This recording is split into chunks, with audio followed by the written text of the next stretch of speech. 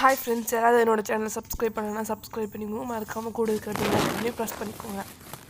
இன்றைக்கி ராஜராணி சீசன் 2 எபிசோடில் என்ன இருந்துச்சுன்னு பார்த்தீங்கன்னா, ஃபஸ்ட்டு பார்த்தீங்கன்னா அந்த சந்தியா எல்லோரும் டீ கப்பு தூக்கி போடுறாங்களா. சந்தியா பார்த்தீங்கன்னா சரவணன் கையை பிடிச்சிட்டு உடனே கோவமாக இருக்காங்க. ஆனால் பார்த்து சந்தியா சிரிச்சுட்டே ஒன்றும் இல்லை, கீழே போடாதீங்க, நானே குப்பை தொட்டியில் போடணும்னு சொல்லி வாங்கிக்கிறாங்க. அந்த சீனு கொஞ்சம் சப்பையாக முடிச்சிட்டாங்க. அப்புறம் பார்த்திங்கன்னா அவங்க எல்லோரும் கோயிலுக்குள்ளே போகிறாங்க. கோயிலுக்குள்ளே போகிறப்ப எல்லோரும் ரொம்ப சந்தோஷமாக கோயிலுக்குள்ளே போகிறாங்க. கோயிலுக்குள்ளே போயிட்டு பூசாரி வந்து சாமிக்காக அந்த மாலை அதெல்லாம் வாங்கி சாமி பூஜை பண்ணுறாங்க சாமிக்கு. அப்புறம் சந்தியா வந்து என்ன வேண்டிக்கிறாங்க பார்த்தீங்கன்னா, எப்படியாவது நான் ஐபிஎஸ் ஆகணும்னு சொல்லி வேண்டிக்கிறாங்க. சரவணன் பார்த்திங்கன்னா, எங்கள் அம்மா இனிமேல் எந்த வீடும் செய்யாமல் சந்தியாவே எல்லா வேலையும் எடுத்து செய்யணும்னு சொல்லிட்டு சரவணன் வேண்டிக்கிறாங்க.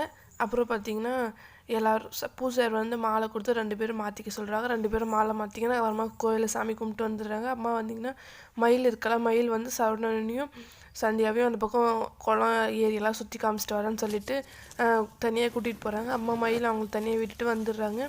அப்புறம் சந்தியா வந்து ஏதோ எனக்கும் ஒரு ஆசை இருக்கும், உங்களால் எனக்கு ஒரு உதவி ஆக வேண்டியது இருக்குன்னு சொல்லி சந்தியா சொல்கிறாங்க.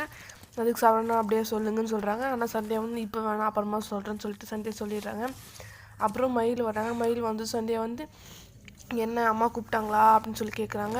அப்படியெல்லாம் இல்லைம்மா, இந்த பூக்கு வந்து உங்களுக்கு தலையில் சரவணன் வச்சு விட சொல்லி தான் நான் வந்தேன் அப்படின்னு சொல்கிறாங்க. இது வந்து ரொம்ப விசேஷமான பூ, சாமிக்கிட்ட அபிஷேகம் பண்ணி எடுத்துகிட்டு வந்தது அப்படின்னு சொல்கிறாங்க. அம்மா பார்த்து சரவணனும் சந்தியாவுக்கு வச்சு விடுறாங்க. அம்மா எல்லாம் கோயில் விட்டு வெளியே வராங்க.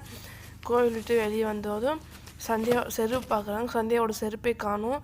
அப்புறம் வந்து சந்தியா வந்து என்னோடய செருப்பு காணும்னு சொல்லி சிவகாமியை சொல்கிறாங்க. அப்படியா அப்படின்னு சொல்கிறாங்க. உடனே சந்தியா வந்து சரி பரவாயில்ல விடுங்க, அது இன்றைக்கி ஒரு நாள் தானே அப்படின்னு நடந்துக்கிறேன்னு சொல்கிறாங்க. அப்புறம் சிவகாமி பார்த்தீங்கன்னா வலுக்கட்டையுமே வேறோட செருப்பு போட சொல்கிறாங்க. போட சந்தியா போடவே மாட்டேங்கிறாங்க. அப்புறம் சந்தியா போட்டுடுறாங்க. அப்புறமா பார்த்தீங்கன்னா அந்த செருப்பு சொந்தக்காரி வந்துடுறாங்க. வந்துட்டு செருப்பு திருடின்னு சொல்லிட்டு சந்தியாவை ரொம்ப அசிங்கமாக திட்டிடுறாங்க. சந்தியாவை திட்டுறாங்க. சந்தியாவை செருப்பு திருடின்னு சொல்லி திட்டிகிட்டு இருக்கிறப்ப பார்த்திங்கன்னா சந்தியா ஒரு மாதிரி கஷ்டம் ஆகிடுது. அப்புறமா செருப்பு விட்டுட்டு சந்தியா ஓடி போயிடுறாங்க. சந்தியா வந்து அந்த இடத்த விட்டு போயிடுறாங்க.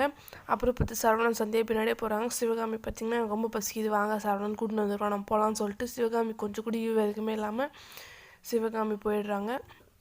அப்புறம் பார்த்திங்கன்னா அர்ச்சனாவும் செந்திலும் படத்துக்கு போகிறதுக்காக ரெடி ஆகிட்டு இருக்காங்க. இந்த பார்வதியும் ஆதியும் எப்படி சமாளிக்கிறது சொல்லி பார்க்குறப்ப அவங்க 2 பேரும் வந்து ஆதி பார்த்திங்கன்னா உட்காந்து பாட்டு கேட்டுட்ருக்காங்க ஹாலில். அப்புறம் பார்த்திங்கன்னா பார்வதி படிச்சுட்ருக்காங்க. அம்மா பார்த்திங்கன்னா ஆதி பாட்டு கேட்குறப்ப பார்வதியால் படிக்க முடியல. அம்மா ஆதி பாட்டு கேட்குற அந்த ஐபேடை தூக்கி பார்வதி போடுறாங்க. அவங்க அண்ணா கேட்ச் பிடிச்சிடுறாங்க, செந்தில் கேட்ச் பிடிச்சிடுறாங்க. அம்மா பார்த்திங்கன்னா அவங்க வந்து இப்படியெல்லாம் விளையாடுறீங்க, அவளே படிக்கிறேன்னு சொல்கிறது அபூர்வம், எப்போயும் ஒரு வார்த்தை சொல்வா அந்த மாதிரி படிக்கிறேன்ட்டு, நீ பார்த்தானா தூக்கி போடுறதே சரி சொல்கிறாங்க. இப்படி பாட்டு கேட்டு எதுக்குறா அவளை டார்ச்சர் பண்ணுற அப்படின்னு சொல்கிறாங்க. உடனே அவங்க வந்து நாங்கள் 2 பேரும் கோயில் போயிட்டு வரோம், நீங்கள் பத்திரமா இருங்க வீட்டில் அப்படின்னு சொல்கிறாங்க. உடனே வந்து பார்வதி இவன் வீட்டில் இருந்தால் நான் படிக்கவே மாட்டான், நாங்களும் உங்கள் கூட கோயிலுக்கு வந்துடுறேன்னு சொல்கிறாங்க. உடனே அர்ச்சனாவுக்கும் செந்திலுக்கும் ஷாக் ஆகிடுது. ஐயோ நம்ம போகிறது தேட்டருக்கு போகிறோமே, கோயிலுக்கு போகிறோன்னு போய் சொல்லிட்டு போகிறோம். அப்புறம் பார்த்திங்கன்னா செந்தில் பார்த்திங்கன்னா இந்த மாதிரி நாங்கள் நவராத்திரி கோயிலுக்கு போகிறோம், ரொம்ப லேட்டாக வரத்துக்கு, நானும் அர்ச்சனா போயிட்டு சீக்கிரம் வந்துடுறேன், நீங்கள் நல்லபடியாக வீட்டை பார்த்துக்கோங்க, பத்திரமா வீட்டை பார்த்துக்கோங்கன்னு சொல்லிட்டு 2 பேரும் கிளம்பிடுறாங்க. 2 பேரும் கிளம்பிட்ட அப்புறமா சந்தியா சீன் பார்க்குறாங்க. சந்தியா பார்த்திங்கன்னா ஒரு ஓடுற பஸ்ஸில் ஏறி போய் உட்காந்துட்டு சந்தியா அழுதுட்டுருக்காங்க. இந்த மாதிரி யாராவது திருடினாங்கன்னா நம்ம ஓடி போய் பிடிச்சி திருடின பொருளை கொடுப்போம், அப்புறமா நம்ம எவ்வளோ உதவி பண்ணியிருக்கோம், ஆனால் இப்போ நம்மளே இந்த மாதிரி அசிங்கப்படுத்திட்டாங்களே, திருட்டின்னு சொல்லிட்டாங்களே அப்படின்னு சொல்லிட்டு சந்தியா ரொம்ப ஃபீல் பண்ணுறாங்க. கண்டக்டர் வந்துடுறாங்க. கண்டக்டர் வந்து டிக்கெட் சொல்லி கேட்குறாங்க.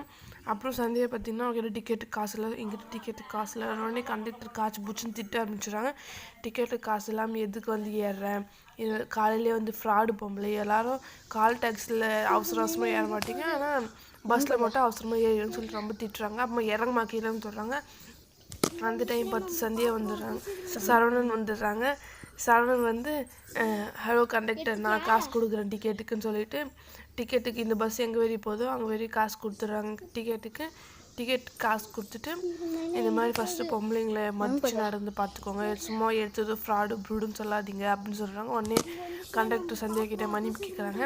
மன்னிப்பு கேட்டுட்டு அப்புறமா சரவணன் வந்து எங்கள் அம்மா அப்படி தான் கொஞ்சம் ரொம்ப கோவக்காரி, நான் உங்ககிட்டே ஃபஸ்ட்டு சொன்னேன்ல எங்கள் அம்மா ரொம்ப கோவப்படுவாங்கன்னு சொல்லிட்டு அப்படின்னு சொல்லிட்டு சரவணன் சொல்கிறாங்க. ஆனால் சந்தியாவுக்கு அந்த கோவம் தீரல. சந்தியா பார்த்திங்கன்னா கோவமாக இருக்காங்க. செவன் கைவத்தில் தூக்கி போட்டு தள்ளி விட்டுடுறாங்க. சந்தியா ரொம்ப கோவமாக இருக்குது. கொஞ்ச நேரம் கழிச்சு சந்தியா பார்த்திங்கன்னா சரவணன் வந்து பக்கத்து சீட்டில் உட்கார சொல்கிறாங்க. சரவணன் பார்த்திங்கன்னா இல்லை வேணான்னு சொல்கிறாங்க. பரவாயில்ல நீங்கள் வந்து உட்காருங்கன்னு சொல்லிட்டு சந்தியா அந்த பக்கம் சீட் தள்ளி உட்காந்துட்டு சரவணன் உட்கார சொல்கிறாங்க. அதோட எபிசோட்டை முடிச்சிட்டாங்க. இனிமேல் ஒரு எபிசோடில் சந்தியா எப்படி சொல்ல போகிறாங்க, அதுக்கு சிவகாமி என்ன ரியாக்ட் பண்ண போகிறா அப்படின்னு சொல்லி பார்க்கலாம். என்னோட சேனலை மறக்காமல் சப்ஸ்கிரைப் பண்ணிக்கோங்க.